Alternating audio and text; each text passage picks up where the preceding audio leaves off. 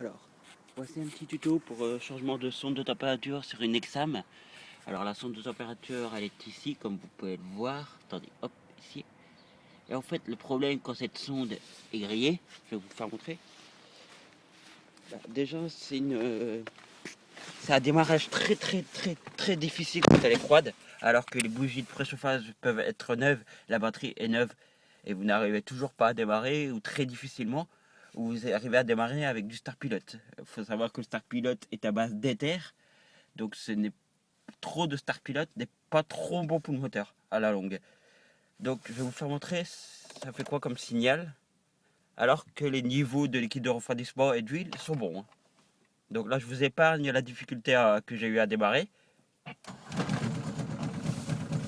Vous voyez? En fait là vous avez le voyant surchauffe qui reste allumé.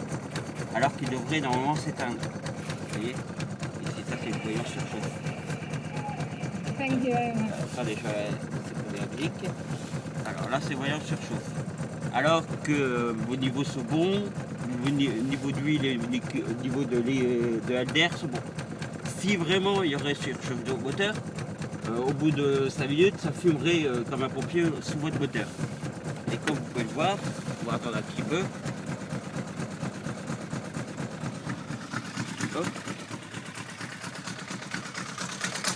Pas de fume, pas du tout. Je vais vous faire montrer au niveau du niveau. Attendez, je vais arrêter le moteur.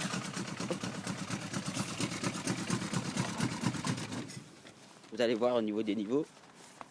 Au niveau des niveaux, il n'y a pas de problème. Alors, niveau d'huile. Donc, hop. Niveau d'huile, pas de problème. Comme vous pouvez le voir. Attendez, je sais pas si vous voyez bien. Là, c'est peut-être mieux. Niveau d'huile, pas de problème. Niveau de liquide au refroidissement, je sais pas si vous pouvez voir, mais le liquide est arrivé presque en haut du radiateur. Donc, niveau liquide au refroidissement, pas de problème.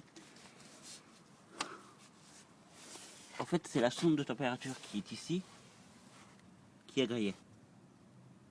Donc, on va la changer. Alors, sonde de température, ça ressemble.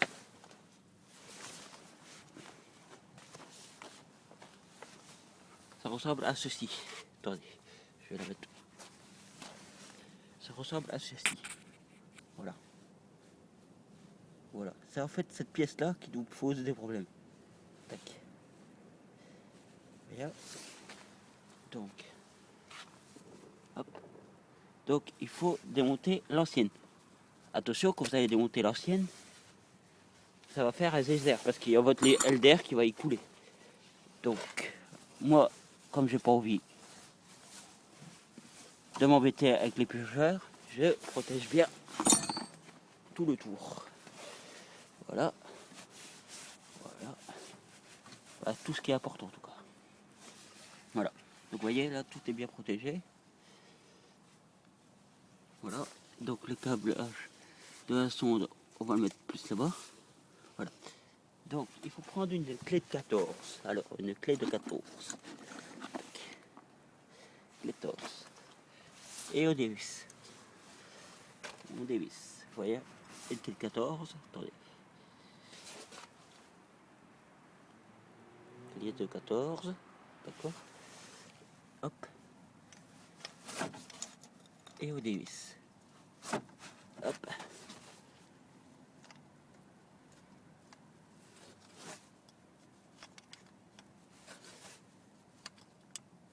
On dévisse, on dévisse.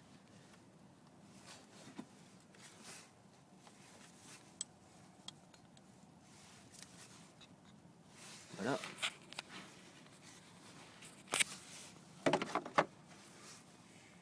On va dévisser donc.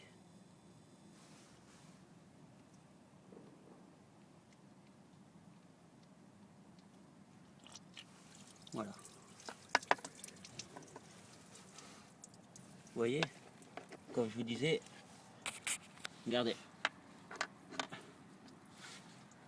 La sonde de température, l'ancienne sonde de température et la nouvelle. Vous voyez, Là, la nouvelle a la pointe, tandis que l'ancienne n'a plus la pointe. Vous voyez? La pointe qui est là normalement n'est plus là. Donc on va remettre parce que ça pisse. Donc on remet là où c'était, à la base, et on revisse. Tac, tac, tac. On revisse à la main pour commencer.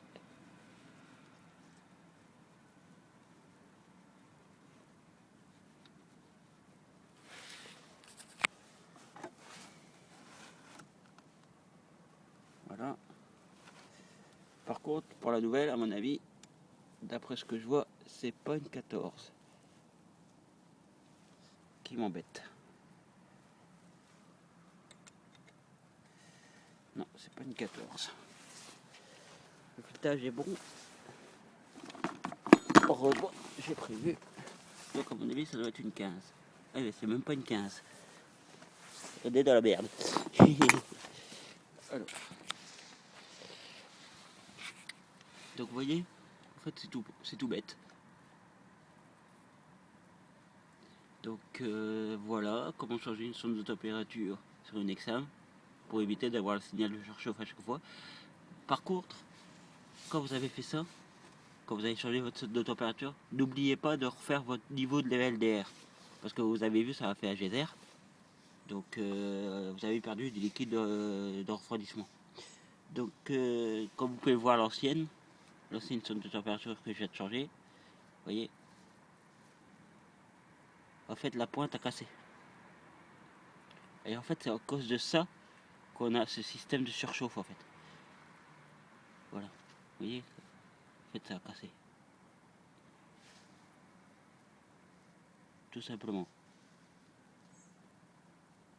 Voilà. Le changement a pris le temps de la vidéo, c'est-à-dire 7 minutes. Et une sonde comme ça, il faut savoir que sur aspl.com, donc pièces sans permis.com, il faut compter une trentaine d'euros avec les frais de port. Donc c'est pas excessivement cher. Et ça peut vous éviter comment dire, d'abîmer votre moteur parce que comme votre signal surchauffe est toujours là et que non ça fume pas sous votre moteur, et ben vous vous dites en fait mes niveaux sont bons si vous ne changez pas cette pièce. Et il s'avère qu'à jour, et ben votre liquide n'est pas bon, mais vous vous en apercevez pas parce que vous avez l'habitude que ce signal soit là et que en fait vous cassez à joie de culasse comme ça. Moi personnellement, j'avais la voiture, je l'ai achetée à 68 000 km. Le gars, il avait jamais fait ses vidanges, mais ça, je ne le savais pas.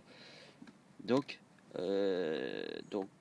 comment dire, en fait, il a jamais fait ses vidanges, et donc, il a fait une rupture de joint de culasse.